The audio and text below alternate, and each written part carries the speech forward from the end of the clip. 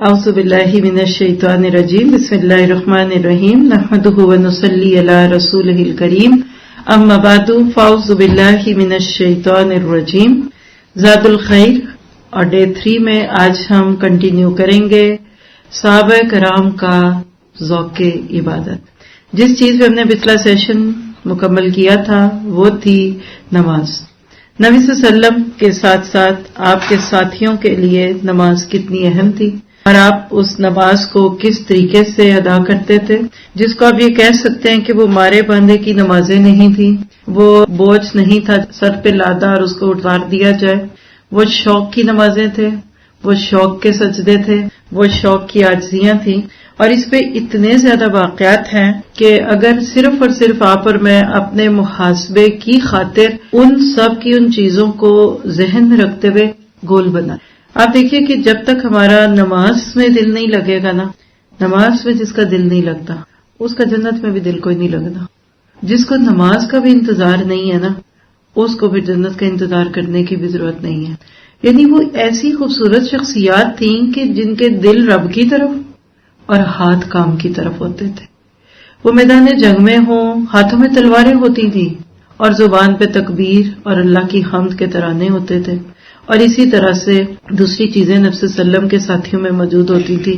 ہم نے حضرت عمر رضی اللہ عنہ کے بارے میں پیچھے پڑھا تھا کہ وہ کہا کرتے تھے کہ اگر میرے اندر 3 چیزیں نہ ہوں، یعنی یہ لاسٹ سینٹنسز میں نے لاسٹ سیشن میں بولے تھے کہ میں اگر اللہ کے رستے میں سفر نہیں کرتا اور میرا سر مٹی میں سجدہ نہیں کرتا اور نیک لوگوں کی محفل میں میں نہیں بیٹھتا تو اس سے بہتر ہے میں مر جاؤں. یعنی میری زندگی کا کوئی مقصد ہی نہیں ہے. اور مڈ نائٹ جب وسط لیل ہوتی تھی نا، اس میں نماز ادا کرتے تھے حضرت عمر. پھر اسی طرح سے آپ دیکھیے کہ حضرت عثمان رضی اللہ عنہ، آپ کو ہوتا ہے کہ جب ان کو شہید کیا گیا تو ان کی وائف نے کیا کہا تھا، لکھیے. یعنی ہم اسی ٹاپک کو ہی کنٹینیو کر کے آگے روزے پہ جائیں گے. ابھی آپ اسی پہ رہے کہ صحابہ کا ایمان ان کو نمازوں میں کیسے جوڑتا تھا.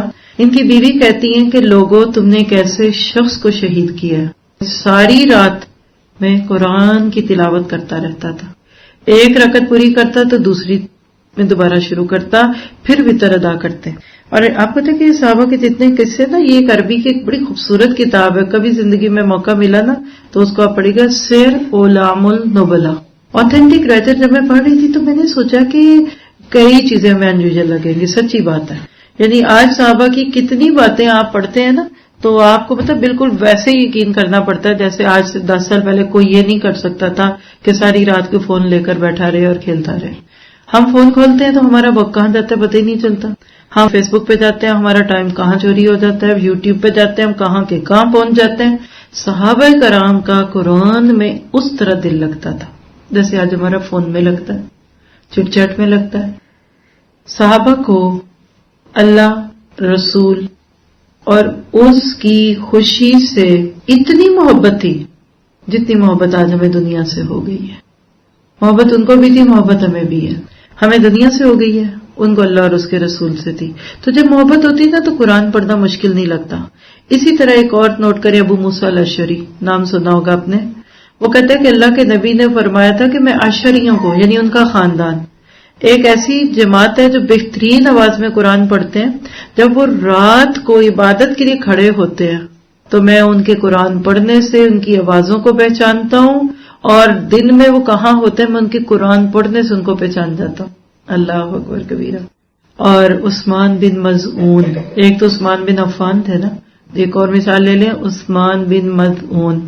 کہتے ہیں کہ غرقت بقی، یعنی جس میں اللہ تعالیٰ اپنے اچھے اچھے بندوں کو لے جاتا ہے، سب سے پہلے عثمان بن مظعون کو اس میں دفن کیا گیا تھا. اور ان کے اہلیہ نبی صلی اللہ علیہ وسلم کے پاس آئیں تو زندگی میں ان کی حالات کیا تھے کہ بیوی بالکل عام سے کپڑوں میں تھی، حالانکہ پیسے والے تھے بہت. تو اللہ کے نبی نے پوچھا تجھے کیا ہوا؟ قریش میں تو تیرے شوہر سے زیادہ مالداری کوئی نہیں ہے. تو کہنے لگی ان کا کیا بتاؤں، وہ تو رات ساری عبادت کرتے ہیں، دن کو روزہ رکھتے ہیں. مراد یہ کہ پیسہ تو ہے لیکن ان کو ان چیزوں سے کوئی کشش نہیں. آج میرے والے کئی مرد ایسے ہوں گے جن کی بھی بیویاں آخر پہننا اوڑھنا چھوڑ ہی دیتی ہیں کہ ان کو کیا لگے. تو اللہ کے نبی صلی اللہ علیہ وسلم نے عثمان بن مظعون کو بلایا، کیا میرا اسوہ تیرے لیے کافی نہیں ہے؟ یعنی بیوی کا حق دے، اپنے اچھے چیزوں کو بھی دیکھ، سب کو دیکھ. تو کہتے ہیں کہ اس کے بعد وہ خاتون جب نیکسٹ ٹائم نبی صلی اللہ علیہ وسلم کی بیویوں کے پاس آئیں تو وہ دلہن کی طرح سجی ہوئی تھی. یعنی نبی کے ایک دفعہ کہنے پہ اس صحابی نے اپنی عبادت اور اپنے دن کے روزوں میں بیلنس کیا اور اپنی بیوی کا حق بھی ادا کیا. یہ بیلنس رویے تھے. یہ جو آج ہم حقوق العباد اور انسانی معاملات کی بات کرتے ہیں، میں آپ بہنوں کو بھی کہوں گی، آپ پڑھ رہی ہیں، پڑھا رہی ہیں، آپ درس کرتی ہیں یا آپ کرواتی ہیں، لیکن کبھی آپ کو دیکھ کر لوگوں کو بوریت کا احساس نہیں ہونا چاہیے. بورنگ وائف، بورنگ مدر، قرآن والے، پڑھنے والے بوریت، پڑھانے والے بور، ان کے گھر اب درس ہوتے ہیں تو بڑے بور ہوں گے. اچھا یہ شادی تو اسلام کے مطابق ہونی ہے، پھر تو بڑی بورنگ شادی ہوگی. اچھا اس ٹرپ میں تو میوزک کی اجازت نہیں، پارٹی میں اجازت نہیں، پھر بوریت والی ہوگی. اس سچے اسلام کے ساتھ بوریت کا کوئی تعلق نہیں. جب عثمان بن مظعون کی ڈیتھ ہوئی تو اللہ کے نبی نے ان کو بوسہ دیا تھا، اور اللہ کے نبی کے آنسو جو تھے نا عثمان بن مظعون کے چہرے پہ گرے. یہ بھی ایک ان کی خاص بات ہے. یہ اللہ کے نبی کی زندگی میں وفات پانے والوں میں سے ایک تھے، اور آپ نے ہی ان کی نماز جنازہ پڑھائی. ہریرہ کا قصہ بھی پیچھے آپ کو سنایا. 3 حصے رات کے کر کے ہر وقت کوئی نہ کوئی ان کی عبادت کرتا تھا. ابن عباس، دیکھیے یہ نام کیوں ہے؟ ہم نے تو ان کی کوئی خوبی دیکھی ہے نا، لیکن جو میں آپ کو بتانا چاہ رہی ہوں کہ یہ چلتے پھرتے انسان تھے آپ کے میری طرح. ان کی بیویاں بھی تھے، بچے بھی تھے، گھر تھے. ٹھیک ہے ہر ایک کا فرق ہوتا ہے حساب کتاب، لیکن ان کی اپنی ذمہ داریاں تھیں. تو ان کے بارے میں ایک صحابی عبداللہ بن ابی ملیکہ، وہ کہتے ہیں کہ میں مکہ سے مدینہ تک حضرت ابن عباس کے ساتھ رہا، سفر کیا. جب ہم رات کے لیے کہیں پڑاؤ ڈالتے، یعنی اسٹاپ اوور لیتے، تو آدھی رات تک عبادت کرتے رہتے. تو جو سن رہے تھے انہوں نے کہا کیا کرتے تھے اس میں؟ اب سفر میں ہم تو فرض بھی نہیں پڑھتے. نہیں جی گھر جا کے ہی پڑھیں گے. حالانکہ اللہ نے قصر کا بھی اور جمع کا بھی حکم دیا، لیکن اکثر لوگ جہاز میں نماز نہیں پڑھتے. یہ بڑی تکلیف دہ بات ہوتی ہے. یا پھر سیٹوں پہ پڑھتے ہوں گے. تو کسی نے پوچھا کہ اچھا آدھی رات تک سفر میں بھی عبادت کرتے تھے تو تلاوت کیسے کرتے تھے؟ تو انہوں نے فرمایا کہ انہوں نے وجاءت سکرۃ الموت بالحق ذلک ما کنت منہ تحید، اور موت کی بے ہوشی حق لے کر آ پہنچی، اور یہی ہے وہ چیز جس سے تو بدکتا تھا. کہتے ہیں کہ انہوں نے سفر کے دوران اس آیت کو پڑھا، پھر ترتیل سے پڑھا، پڑھتے رہے، پھر روتے رہے، اس پہ رات گزر گئی. یہ دل لگا ہوا ہے نا کہ موت کی سختیاں آنے والی ہیں. اچھا میں اسے بھاگ رہا ہوں لیکن موت تو آنی ہے. اللہ اکبر کبیرہ.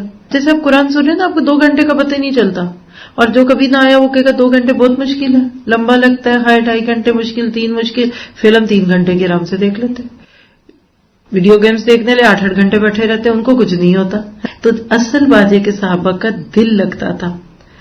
اور ابن عمر رضی اللہ عنہ، حضرت عمر ہی کے بیٹے تھے نا، عشاء کی نماز اگر جماعت سے رہ جاتی، اس کو کہتے ہیں تادیب، ادب سکھانا. تادیب ادب سے تادیب ہے. کہتے تھے کہ اب ساری رات عبادت کروں گا کیونکہ میری عشاء کی جماعت کی چھٹی. سنائیے حدیث اپنے بچوں کو، رغبت دلائیے، بیٹا آپ جماعت سے نماز ادا کیجیے. اچھا نہیں کی تو پھر آپ اپنے آپ کو ادب سکھانے کی خاطر رات کو نفل زیادہ پڑھیے. اور ابو ذر غفاری انہوں نے کہا کہ لوگوں میں تمہیں نصیحت کرتا ہوں، مجھے تمہارے متعلق ہر وقت فکر رہتی ہے. کیا؟ کہ رات کی تاریکی میں قبر کی تنہائی کے لیے عبادت کر لو، قیامت کی گرمی کے لیے دنیا میں روزہ رکھ لو، تنگ دستی کے خوف سے آج صدقہ کر لو. اے لوگوں میں تمہیں نصیحت کر رہا ہوں، میں تمہارے بارے میں فکر مند ہوں. اللہ اکبر. تو عمر بن العاص یعنی عبداللہ بن عمر بن العاص فاتح مصر، ان کا بیٹا عبداللہ، ان کا لقب تھا صاحب الصیام و قیام، یعنی روزے رکھنے والا اور قیام کرنے والا. تو عبداللہ بن عمر کہتے ہیں کہ اللہ کے نبی نے ان سے ایک موقع پہ کہا کہ مجھے یہ پتا چلا کہ تم دن کو روزہ رکھتے ہو اور رات کو نفل پڑھتے ہو، ایسا نہ کرو کیونکہ فَإِنَّ لِجَسَدِكَ عَلَيْكَ حَقًّا، بے شک تیرے جسم کا تجھ پہ حق ہے. کہیں حق آتا ہے کہ حزن آتا ہے، حز بھی اسے کوئی کہتے ہیں ذات سے. وَلِعَيْنِكَ عَلَيْكَ حَزٌّ، تیری آنکھ کا تجھ پہ حق ہے. نہیں سو آنکھیں تھک جاتی ہے، دھندلا دکھتا ہے جب بندہ زیادہ دیر جاگ لے تو. وَإِنَّ لِزَوْجِكَ عَلَيْكَ حَزٌّ، تیری بیوی کا تجھ پہ حق ہے. سم وافطر، کبھی روزہ رکھ کبھی نہ رکھ، کھول دے، اور ہر مہینے میں 3 رکھ لے اور کبھی چاہو تو ایک ہی رکھ لو. اور یہ کہتے ہیں کہ اللہ کے نبی صلی اللہ علیہ وسلم کی اس رخصت کو اگر میں قبول کر لیتا تو بڑھاپے میں مجھے سہولت ہوتی. تو بہرحال بات یہ ہے کہ ان کے دل ان عبادات میں لگتے تھے. اچھا چلیں ایک اور اینگل بھی بتا دیتی ہوں آپ کو. اچھے کپڑے، اچھے جوتے، اچھا گھر، اچھی جائے نماز گناہ ہے نا؟ بڑا گناہ ہوگا ان لوگوں کو جو اچھے گھروں میں رہتے ہیں نا. ہمارے ہاں ایک عجیب قسم کی وہ امبیگٹی دے دی لوگوں کو. غریب بیچارہ اور امیر پکڑا جائے، اللہ پوچھے گا ان کو.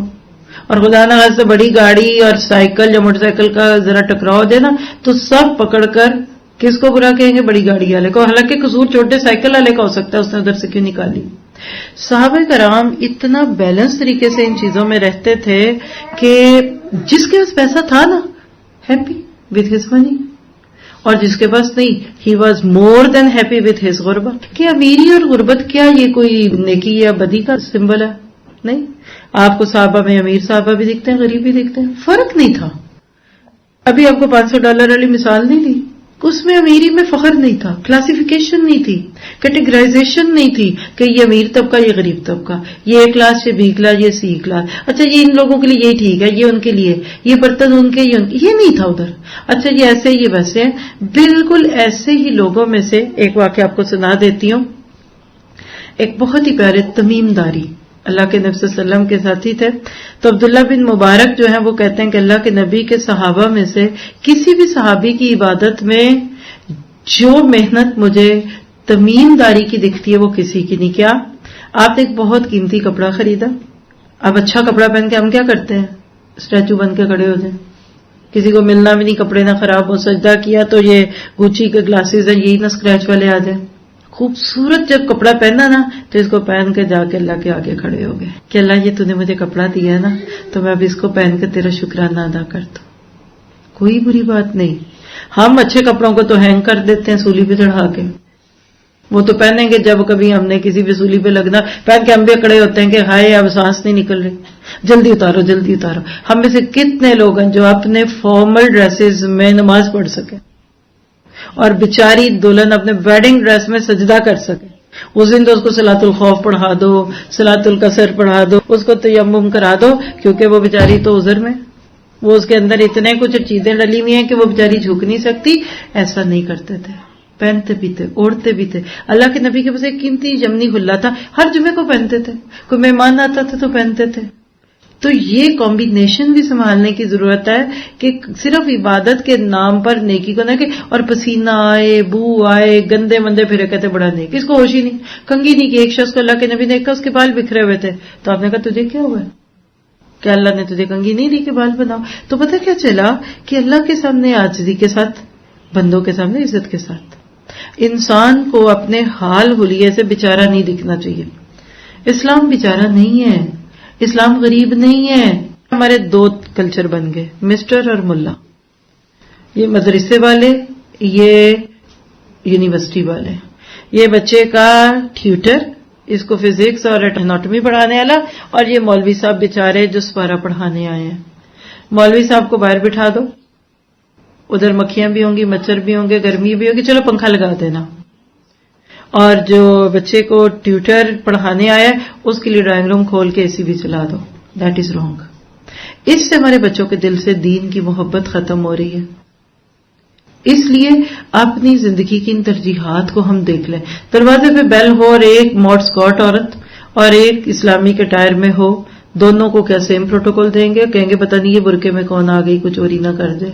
تو صحابہ کرام کی طرح آپ کو مجھے اس چیز کی فکر ہونی چاہیے کہ اللہ تعالیٰ کے سامنے ہم جھکیں، عاجز ہوں، لیکن بندوں کے سامنے ہم بہترین طریقے سے لے کے چلیں. قصے تو صحابہ کے اتنے ہیں. آج میں تھوڑے سے آپ کو ان کی نماز کے بعد اب ہم روزے کے ٹاپک پہ چلتے ہیں، کیونکہ ویسے بھی اب ہمارے روزے آ رہے ہیں. اور تھوڑا سا صحابہ کرام کا یہ عمل بھی دیکھ لیجئے کہ روزوں کے ساتھ ان کا کیا تعلق تھا، صحابہ کی عبادات کیا تھی. تو حضرت ابو بکر صدیق کا مجھے عمل یاد آ رہا ہے کہ وہ دعا کیا کرتے تھے کہ گرمیوں کے روزے ہوں نوافل اور میں وہ ادا کروں. یعنی روزوں کے ساتھ صحابہ کا گہرا تعلق تھا. روزہ اور شوق صحابہ اتنی محبت سے روزہ رکھتے تھے جتنی محبت سے شاید کوئی روزہ کھولتا بھی نہیں تھا، اور جتنا زیادہ وہ روزے کا انتظار کرتے تھے اتنا شاید ہم عید کا بھی انتظار نہیں کرتے، اور روزہ رکھ کے وہ اتنے خوش دکھتے تھے جتنا ہم روزہ کھول کے بھی خوش نہیں ہوتے۔ وجہ کیا تھی؟ ان کو یہ پتا تھا کہ یا ایھا الذین آمنوا کتب علیکم الصیام کما کتب علی الذین من قبلکم لعلکم تتقون۔ صحابہ کو یہ پتا تھا کہ ہماری دولت، ویلتھ، ہماری اسٹیٹمنٹ، ہمارے کہہ لیجیے ایسٹس تقوی ہیں۔ پہلے اس کو سمجھتے ہیں پھر آگے چلیں گے۔ دیکھیے ہر عبادت کا ایک آؤٹ کم ہے۔ ابھی چلے نماز کی ہے نا، تو نماز کا آؤٹ کم لکھ لیجیے عاجزی، خاشعین، کل بات ہوئی تھی اس پہ۔ روزے کا آؤٹ کم کیا ہے؟ لعلکم تتقون، تقوی۔ آپ کے اندر یہ کیفیت آ جائے کہ اللہ آپ کو دیکھ رہا ہے۔ نماز ایسے پڑھو جیسے تم اللہ کو دیکھ رہے ہو، اور ایسے نہ پڑھ سکو تو یہ تو سوچ لو کہ وہ تو تمہیں دیکھ رہا ہے۔ یہی نا احسان، کانک تراہو۔ روزہ رکھنا آپ کے میرے لیے کیوں ضروری ہے؟ میں آپ کو پہلے تو 2-3 مثالیں دے دیتی ہوں۔ آپ میں سے کچھ لوگوں کے ہسبینڈز اور بردرز اور باپ اور جو ہیں وہ بزنس کرتے ہوں گے، اور کچھ کے ڈاکٹرز یا کوئی پروفیشنلز ہوں گے، اور کچھ جاب والے بھی ہوں گے۔ جو کاروبار سے محبت کرتا ہے جب وہ اپنی دکان پہ پہنچ جاتا ہے، آپ صبح ان کو ٹفن، کیریئر، کھانا سب ساتھ دیتے ہیں، لیکن سارا دن کھانے کا موقع ہی نہیں مل رہا کیونکہ کسٹمر آتے رہے۔ کیا مزہ آ رہا ہے ان کو؟ کیا کما رہے ہیں؟ پیسہ کما رہے ہیں۔ آپ کہتے کھانا کھا نہیں، چپ کرو، کھانے کی فرصت کیا ہے؟ یعنی ہمارے پاس کسٹمر تھے۔ دیکھیے جس طرح ایک تاجر کو اپنی تجارت کھانے پینے سے روک دیتی ہے، اسی طرح آخرت کے سوداگر کو تقوی کی دولت کھانے پینے سے بے نیاز کر دیتی ہے۔ مومن کو قیامت کے دن کے لیے تقوی کی دولت چاہیے۔ صحابہ کرام کی نظریں تقوی پہ ہوتی تھی، اس لیے وہ کھانے پینے میں اپنا وقت نہیں لگاتے تھے۔ آپ کو میں ایک چھوٹی سی انالوجی دے دیتی ہوں۔ آپ میں سے جس بہن کو بھی اپنے اوپر فٹ ہوتا ہوا محسوس ہو، سوچئے آج سے 20 سال پہلے آپ کی شادی ہوئی، آپ کے ہسبینڈ نے اپنا کیریئر نیا شروع کیا تھا، اچھا پڑھے لکھے تھے، لیکن جاب نہیں تھی، تو ہو سکتا ہے اس دور کے حساب سے 20,000 روپے تنخواہ تھی، گھر میں کرسی میز، ضرورت کی چند چیزیں، اور پھر اس کے بعد آپ کو یہ تھا کہ ٹھیک ہے آگے جو بھی ہوگا۔ اب ہوا کیا کہ وقت کے ساتھ آپ کے شوہر کی ترقی ہوتی گئی، تو کیا ہوا؟ گھر کی حالت بدلتی گئی۔ کرسی کی جگہ آپ نے کہا آپ سنیں صوفہ لے لیتے ہیں، آخر چند لوگ آ رہے ہیں گھروں میں، خیر کچھ جوڑ توڑ کیا، آپ کے گھر میں صوفہ آ گیا۔ کچھ عرصہ گزرا تو اب صوفہ ہے تو اس کے آگے کچھ اور بھی چاہیے۔ ساری بات کو خلاصہ کروں، جو مال بڑھتا ہے نا، ہمارا اسٹینڈرڈ آف لیونگ بڑھتا جاتا ہے۔ پہلے ہم تخت پہ سوتے تھے، پھر ہم پلنگ پہ آ گئے، پھر پلنگ بیڈ میں بدلا، پھر وہ ڈبل بیڈ میں بدلا، پھر اس میں وہ میموری فارم لگ گیا۔ پہلے ہم موٹی وائل بھی پہن لیتے تھے، پھر ہم لون پہننے لگے، پھر ہم برانڈیڈ لون پہننے لگے، پہلے جہاں سے اٹھایا جوتا پہن لیا، پھر ہم ایڈیکیٹڈ جوتے پہننے لگتے ہیں۔ جس طرح پیسے والے کی پیسہ بڑھنے سے لائف کا سٹیٹس بڑھتا ہے نا، چوائس بھی بڑھ جاتی ہے۔ وہ کہتے ہیں نا غصہ آتا ہے تو نخری آ جاتا ہے۔ پہلے ہو سکتا ہے اتوار بازار سے جا کے شاپنگ کر لے، اب میں جاؤں اتنے بڑے افسر کی بیگم میں اتوار بازار میں پائی جاؤں، یہ نہیں ہوگا۔ اسی طرح مومن کی جب نیکیاں بڑھتی ہیں، اس کو 2 سلیش کر کے لکھ لیں کہ دولت ورسز تقوی۔ تقوی از منی۔ صحابہ کو یہ پتا تھا کہ میرے وہ کام جو پیسے سے نہیں ہونے نا، وہ تقوی سے ہو جانے ہیں۔ سمجھیے گا، دنیا میں آپ پیسہ لگاتے ہیں، کہتے ہیں پیسہ دیکھ تو تماشا دیکھ، پیسہ دوں گی کام کرا لوں گی، تعلق لگائیں گے تو کام ہو جائے گا، سفارش کرائیں گے تو کام ہو جائے گا۔ مومن یہ سارے کام اپنے تقوی سے لیتا ہے۔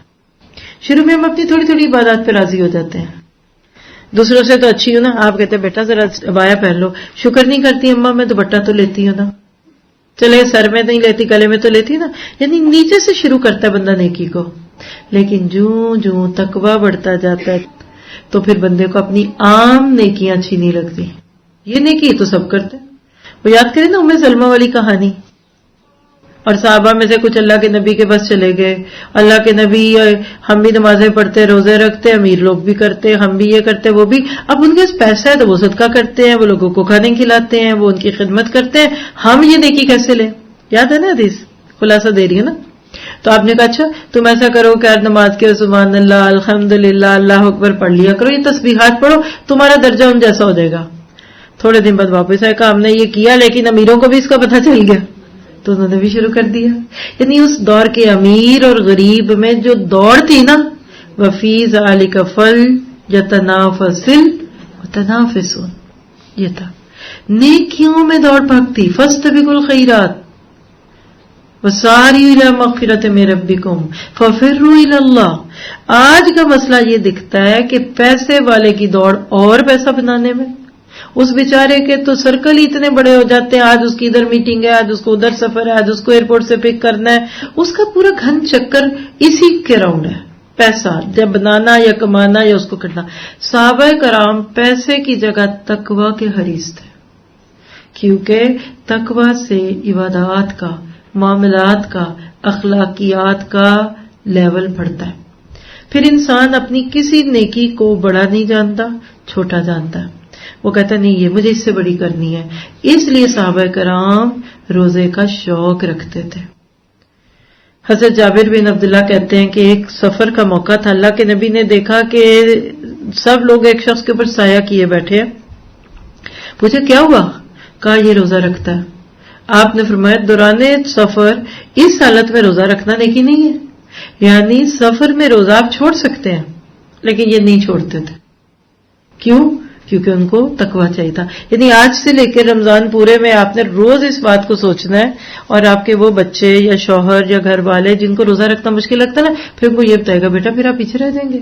لیکن ایک نکھٹو سا بچہ بیٹھ پہ سے نہ اٹھے، جوان ہو گیا، باپ بیچارہ جا رہا ہے کام پہ، بیٹا نہیں جا رہا، تو آپ آخر اس بچے سے کہیں گے بیٹا آپ بڑے ہو گئے ہیں، آپ کام کیجئے، پھر آپ کی شادی ہوگی، پھر آپ کے بچے ہوں گے، آپ کو لائف چلانی ہے. تو تقویٰ کی بھی ایز اٹ از آپ کے بچوں اور آپ کو اتنی ضرورت ہے جتنی کہ اس سے دوسری چیزوں کی ہوتی ہیں. پھر اسی طرح سے ابو درداء سے ایک روایت ہے، کہتے ہیں کہ ہم نبی صلی اللہ علیہ وسلم کے ساتھ ایک سفر میں تھے. انتہائی گرم دن تھا. گرمی کا عالم یہ تھا کہ لوگ اپنے سروں کو پکڑ لیتے تھے. آپ کو پتہ ہے کہ صحرا میں سورج بالکل اوپر پڑتا ہے، گیلا کپڑا، یہ جو سر پہ وہ کپڑا باندھتے ہیں نا، اس کا بھی یہ کانسیپٹ ہے کہ دھوپ سے بچتے تھے. تو کہتے ہیں کہ اسے اللہ کے نبی اور ابن رواحہ صحابی ہیں، ان کے سوا کوئی شخص روزے سے نہ تھا. یعنی ابن رواحہ نے اس دن بھی روزہ رکھا جس دن روزہ رکھنا آسان نہیں تھا. اور اسی طرح سے حضرت عائشہ سے ایک روایت ہے، اللہ کے نبی سے صحابی نے آ کے پوچھا کہ کیا میں سفر میں روزہ رکھوں، اور وہ کثرت سے روزہ رکھنے والے تھے. تو اللہ کے نبی نے فرمایا اگر چاہے تو رکھ لے اور نہ چاہے تو نہ رکھ.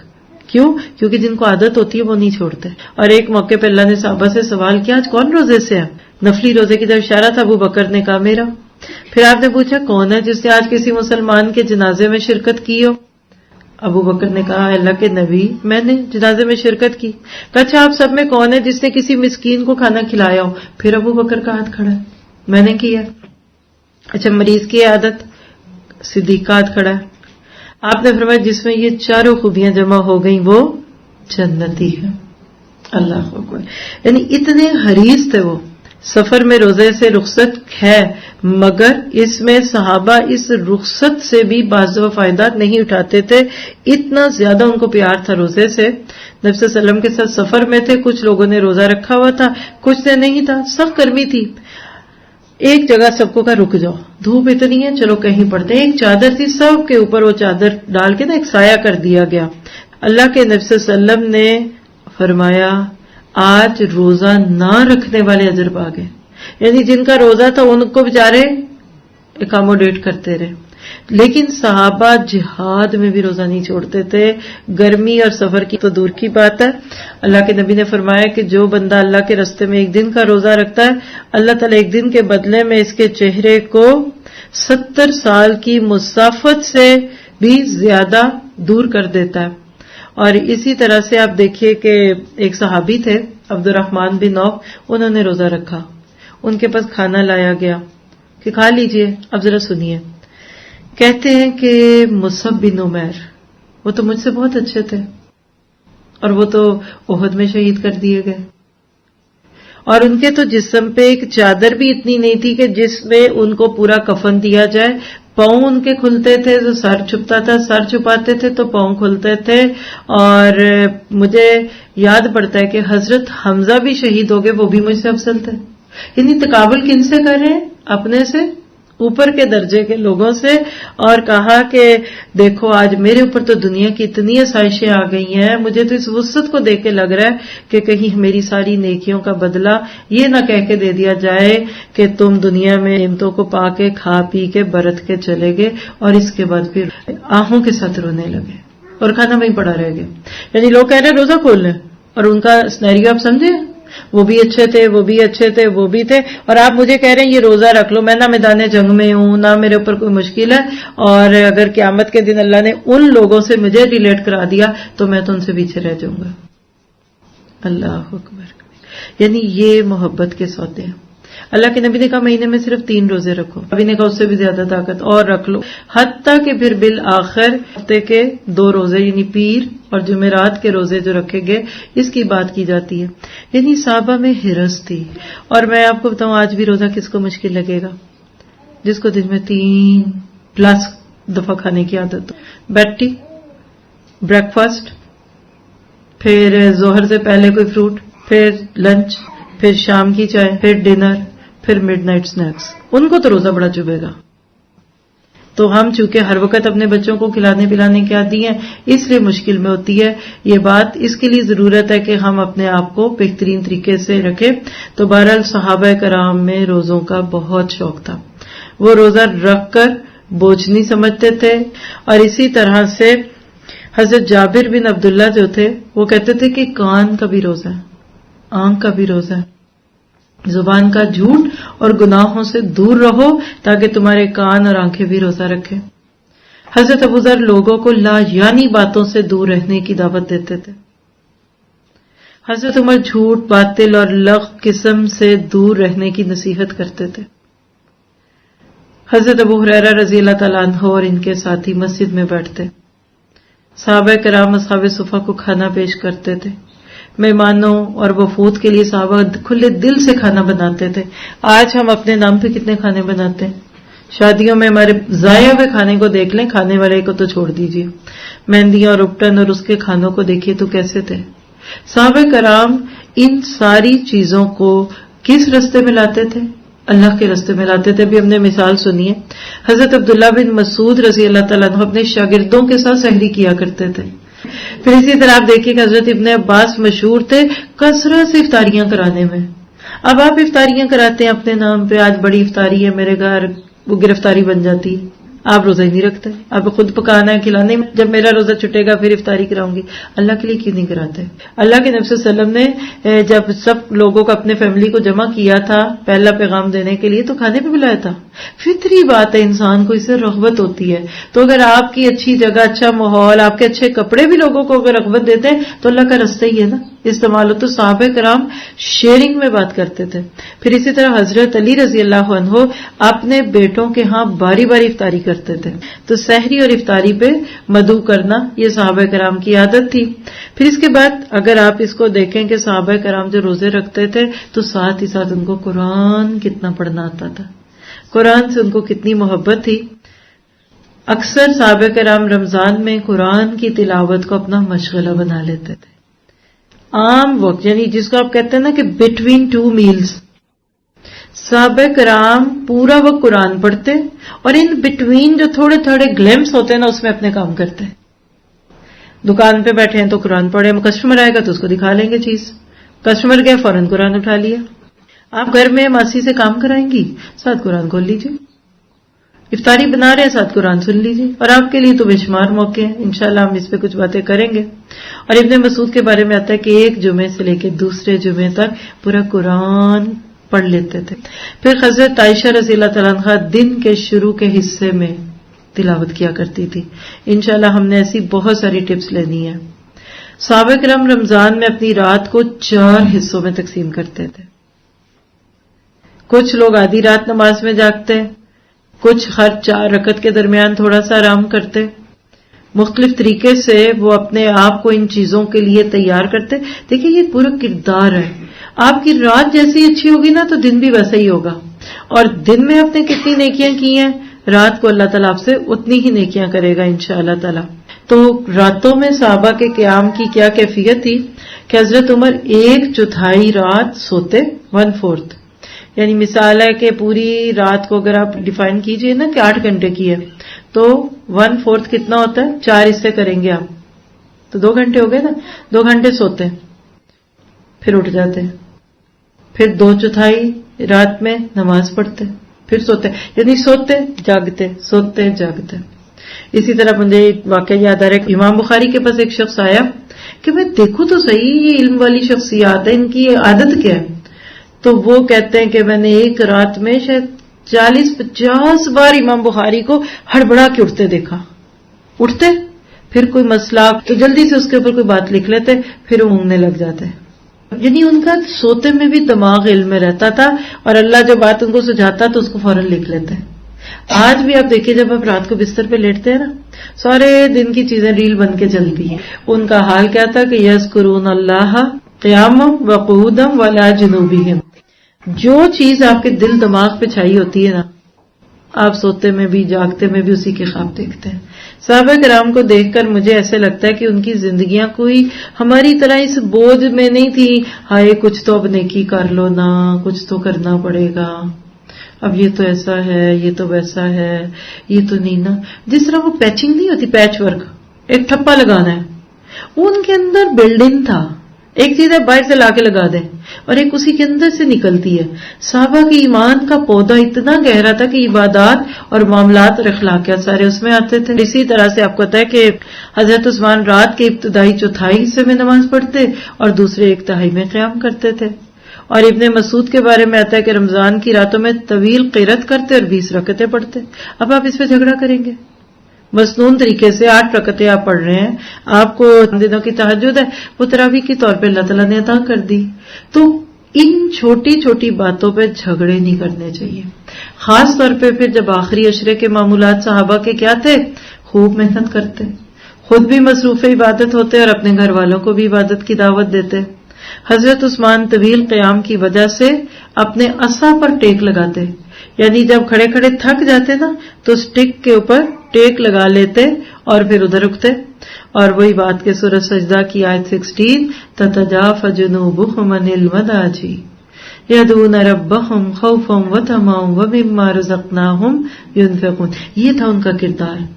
ان کی پیٹھیں بستروں سے الگ رہتی تھی اور اپنے رب کو خوف اور طمع کے ساتھ پکارتے اور جو کچھ رزق ہم نے ان کو دیا اس میں سے خرچ کرتے. That was the best combination. آج آپ دیکھ رہے ہیں کتنی بات ہو رہی ہے کھلانے کی. رزق اللہ کے آگے عبادتیں کام آنی ہے، بندوں کے ساتھ شیئرنگ کام آنی ہے. وہی بات جو آج کے تھیم پہ وَيُؤْثِرُونَ عَلَىٰ أَنفُسِهِمْ کو سامنے رکھیے تو یہ بات سمجھ آ جائے گی. افطاری میں صحابہ کا معمول کیا تھا؟ مغرب کی اذان ہوتے ہی کھجور یا پانی لے لیتے تھے، پہلی فرصت میں افطار کرتے تھے اور افطار کے بعد مصنون دعا کون سی ہے بلا؟ ذهب الظمأ وابتلت العروق وثبت الاجر انشاءاللہ. تو مراد ہے کہ روزہ کھول کے بعد میں یہ دعا پڑھتے تھے جس سے واقعی کسودگی کا احساس ہوتا ہے. اگلا عمل جو صحابہ کرام رمضان سے متعلق تھے، جنرس، سخاوت. یؤثرون علی انفسہم ولو کان بہم خصاصہ. تو سن لیا، کچھ اور واقعہ سن لیجئے. صحابہ کرام کی سخاوت عروج پہ ہوتی، اپنی ذات سے زیادہ دوسروں پہ خرچ کرتے، صدقہ فطر کے علاوہ فقراء میں بانٹتے اور ان کی خوشی کی خاطر اپنا مال تقسیم کرتے. اور اس طریقے سے وہ خرچ کرتے، بلکہ اللہ کے نبی کے بارے میں آتا ہے کہ رمضان کے مہینے میں آپ کی سخاوت عروج پہ ہوتی تھی. مراد یہ کہ رمضان کے مہینے میں وہ اللہ کے ساتھ روزے، قرآن اور نماز کا تعلق رکھتے ہیں اور بندوں کے ساتھ دینے کا. آپ کو افطاری کرانی ہے نا، فیملی آپ کی ماشاءاللہ آپ میں سے اکثر لوگوں کی فیملیز ہی ہے نا پوری. مثال ہے کہ آپ ایک دعوت کرتے ہیں 50 لوگ آئیں گے، آپ کے گھر میں کام بھی ہوگا، کھانا. میں منع نہیں کر رہی نہ، میں جو حق ہے اس کا کرنے کا. آپ 50 لوگوں کے لیے افطاری بنوائیں. پہلے ایک دن ان کو بتا دیں کہ آج فرائیڈے، اس فرائیڈے یا اگلے سنڈے یا سیٹرڈے ہم آپ کو افطاری کرائیں گے. آپ کچھ نہ بنائیے، آپ ایک اچھا سا مینیو بنوا کر جس میں ایک فیملی کا کھانا جو بھی پیک ہے آپ ان کے گھروں میں بھجوا دیں. اپنے گھر میں اپنے کمفرٹ زون پہ بیٹھ کے وہ کھائیں گے بھی اچھی طرح سے. آپ کے سامنے تو شرماتے رہیں گے اور آپ کی بھی عبادت جائے گی. یعنی اس وقت پہ اپنے گھر میں افطاریاں رکھ کر اپنی نماز کو خطرے میں ڈالنا، اپنے ملازموں کو سارا دن مشکل میں ڈالنا، یہ عید پہ کر لیجیے. آپ اپنی گلی کو پوری کو کہہ دیں کہ 15ویں روزے فلاں دن یہ میری طرف سے افطاری آئے گی. پہلے بتائیں. ہمارا حال یہ ہوتا ہے کہ اپنی بھی بنائی ہوتی ہے اور اینڈ پہ بیل بجتی رہتی ہے تو، اور جس نے آپ کہتے ہیں نہیں کل بہت گھروں میں سے آ گیا تھا آج ہم بھی کچھ نہیں بناتے تو اس دن کچھ نہیں آنا. تو یہ چھوٹی چھوٹی ٹپس ہیں، اس کو لیں. آگے چلتے ہیں. صحابہ کو حج کا بھی شوق تھا. سورۃ حج کی آیت 35 ہے، الذین اذا ذکر اللہ وجلت قلوبہم والصابرین علی ما اصابہم والمقیم الصلاۃ ومما رزقناہم ینفقون. مجھے حیرت ہو رہی ہے ہر آیت کے پیچھے مما رزقناہم ینفقون آ رہا ہے. خرچ کرو خرچ کرو، کہ جن کا حال یہ ہے کہ اللہ کا ذکر سنتے ہیں تو ان کے دل کانپ جاتے ہیں. اور ساتھ ہی کیا ہوتا ہے، وہ جو مصیبت بھی ان پر آتی ہے اس پر صبر کرتے ہیں، نماز قائم کرتے ہیں اور جو رزق ہم نے ان کو دیا اس میں سے خرچ کرتے ہیں. صحابہ کا شوق حج کیا تھا؟ ابن عمر رضی اللہ عنہ سخت سے سخت خطرے کی حالت میں بھی حج نہیں چھوڑتے تھے. رہتے بھی وہی تھے، ہر سال حج کرتے تھے. آپ یہ کہہ لیں کہ حج کو قضا نہیں کرتے تھے. حضرت عثمان رضی اللہ عنہ نے اپنی 10 سال کی خلافت میں 10 حج کیے. صحابہ کرام کو حج نہ کرنے کا اندیشہ ہوتا تو انہیں سخت صدمے ہوتے کہ صحابہ کرام کا شوق حج کیا تھا کہ حضرت عائشہ کو ایک موقع پہ حج اور عمرہ کے جو 2 ثواب تھے وہ نہ ملنے پر اتنا پلک ہوا کہ بیمار ہو گئی کہ اوہ میرے نصیب میں اس سال حج نہیں تھا. اور حضرت عائشہ دوران حج زمزم کا پانی ساتھ لے کر جاتی تھی. یعنی یہ بھی عمل ہمیں صحابہ سے ملتا ہے کہ زمزم اپنے اپنے علاقوں میں لے جایا کرتے تھے. حضرت عمر فاروق نے نبی کی پیروی میں حجر اسود کو استلام کیا اور ساتھ ہی پھر اس کو کیا کہا تھا کہ اے پتھر انک حجرن، تو پتھر ہے، نہ نفع دیتا نہ نقصان دیتا ہے، لیکن میں تجھے اس لیے چوم رہا ہوں کہ میں نے نبی صلی اللہ علیہ وسلم سے یہ سنا کہ اس کو چومنا چاہیے ورنہ میں تجھے کبھی نہ چومتا. ٹھیک ہے. پھر اس کے بعد اگلی چیز جو عبادات کے ضمن میں ذکر کرنے کی بہت ضرورت ہے وہ زکوٰۃ ہے. صحابہ کا ذوق عبادت تو تھا ہی، شوق عبادت زکوٰۃ کی صورت میں تھے. زکوٰۃ اور صحابہ کیا تھے آپس میں؟ اس میں ایک تو آیت نوٹ کیجئے گا، سورۃ فاتر 29، ان الذین یتلون کتاب اللہ واقاموا الصلاۃ وانفقوا مما رزقناہم سرا وعلانیہ علانیۃ یرجون تجارۃ لن تبور. جو لوگ کتاب اللہ کی تلاوت کرتے ہیں اور نماز قائم کرتے ہیں اور جو کچھ ہم نے ان کو رزق دیا اس میں کھلے اور چھپے خرچ کرتے ہیں. ہے نا معاملات؟ کتنا پیارا کمبینیشن دکھا آپ کو صحابہ کا بھی. کیا ان 3 دنوں میں آپ کو ایک سمجھ نہیں آ گئی بات؟ اللہ سے بھی تعلق اچھا، کتاب سے بھی اچھا، عبادات سے بھی اچھا اور بندوں سے بھی بہت اچھا تھا. کھلے اور چھپے خرچ کرتے تھے. یقیناً وہ ایک ایسی تجارت کے متوقع ہیں جس میں ہرگز خسارہ نہیں ہوگا، کیونکہ یہاں کا دینا ادھر کا لینا ہے. ادھر صرف وہی دے سکتا ہے جس کو پتہ ہے میں ادھر لے رہا ہوں. آپ بینک میں پیسے ڈالتے ہیں تو ایسے تھوڑی ڈال آتے ہیں، آپ کو پتا ہوتے ہیں کہ یہ پیسے میرے سیو ہو رہے، جب چاہوں گی جا کے وہاں سے نکلوا لوں گی. تو صحابہ کرام زکوٰۃ دل کی خوشی سے دیتے تھے، بوجھ نہیں سمجھتے تھے. وہ ہر وقت یہ نہیں پوچھتے تھے ہائے زکوٰۃ بھی دینی پڑے گی، اچھا میرے اوپر تو قرض ہے. اچھا ہمارا حال پتا کیا؟ وہ کہتے نا کہ 5 انگلیاں گھی میں اور سر کڑاہی میں. یعنی آج ہمارا حال کیا ہو گیا ہے، اللہ تعالیٰ ہم پہ رحم کرے. اپنی مرضی سے اپنی خواہشوں کے قرضے ہیں ہم سب پہ. یہاں تو نہیں ہوں گے، اللہ نہ کرے ہو، ہمارے ملک میں تو قرض غریب پہ ہوتا ہے، جو جتنا غریب اتنا مقروض. باہر کی دنیا جو کہ بہت حد تک ادھر بھی کود پڑی ہے، جو جتنا امیر اتنا قرضوں میں ڈوبا ہوا ہے. جس کا گھر جتنا بڑا اس کے اوپر اتنے ملینز قرضہ، جو جتنی بڑی گاڑی میں اس کے کندھوں پہ اتنی بڑی قرضے کی. اور میری بات سارے سن رہے ہیں، باہر والے بھی سن رہے ہیں، آپ بھی سن رہے ہیں. پہلے خود خواہشوں کے قبضے لیتے ہیں، پھر بعد میں ایک سوال لکھتے ہیں جس کے اوپر قرض ہو اس پہ تو زکوٰۃ معاف ہے نا، تو پھر آپ کا کیا خیال ہے کہ مجھے تو زکوٰۃ نہیں دینی؟ تو میں اس کا جواب پتہ کیا دیتی ہوں؟ اپنے آپ کو دے لیں. اور کسی نے یہ کہا کہ ہم تو خود مقروض ہیں تو پھر ہم اپنی زکوٰۃ اپنے اوپر ہی نہ لگا لیں. اس کو کہتے ہیں کہ عقل بڑی کہ بھینس. یاد رکھیے اپنے آپ کو ہم سمجھے ہی نہیں ہے. اللہ تعالیٰ سورۃ مائدہ آیت 55 میں فرماتے ہیں انما ولیکم اللہ ورسولہ والذین آمنوا. کون؟ الذین یقیمون الصلاۃ ویؤتون الزکاۃ وہم راکعون.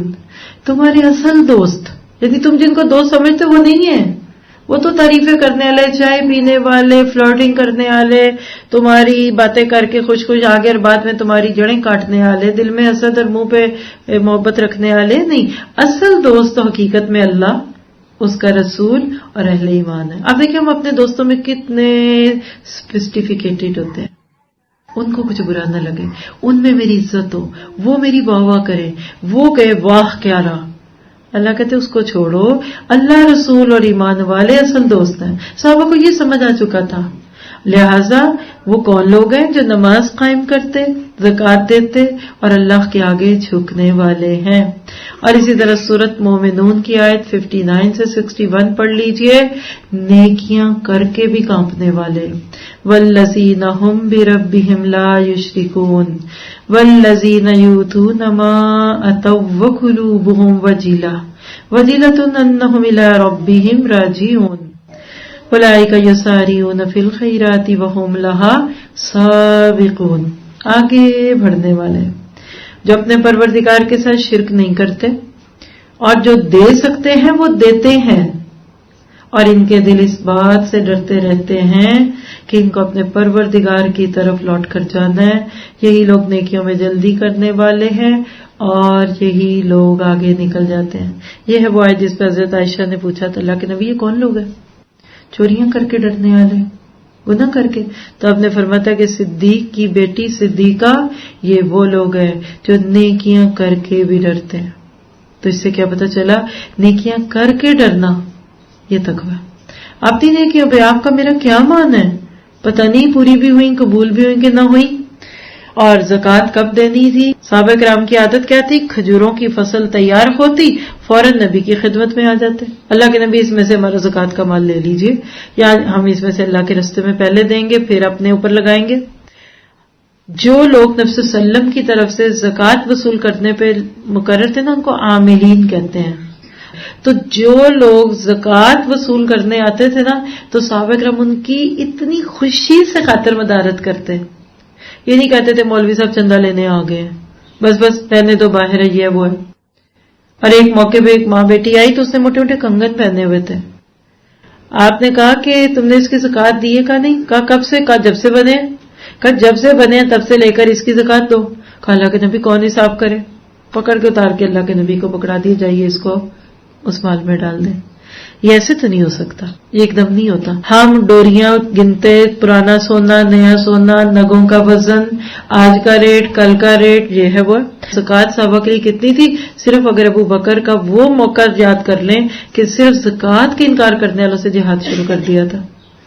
یعنی ابو بکر صدیق نے نبی صلی اللہ علیہ وسلم کے فوراً بعد ایک قبیلہ جس نے کہا ہم نہیں دیتے زکوٰۃ، یہ تو ٹیکس ہے جی، خام خواہ ہم سے ایسے کہیے کو جز گیا. تو اللہ کے نبی کے بعد اس شخص نے کیا کہا کہ میں ان سے جہاد کروں گی، مرتد ہو گیا. صرف ابو بکر رہ گئے اور سارے صحابہ دوسری طرف تھے کہ ابو بکر رہنے دیں، ابھی نئی نئی چوٹ پڑی ہے، لیڈر سر پہ نہیں ہے. تو ابو بکر نے کہا تھا تم سب چھوڑ دو لیکن میں جو ایک تنکا بھی نبی کے دور میں دیتا تھا اور آج نہیں دے گا میں اسے جہاد کروں گا.